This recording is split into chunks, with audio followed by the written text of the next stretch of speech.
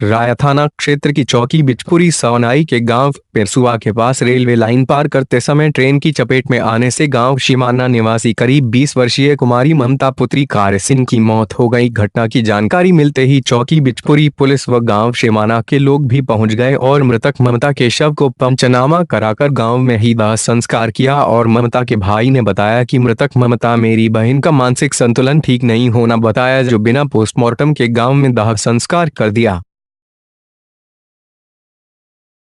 उसका नाम था ममता।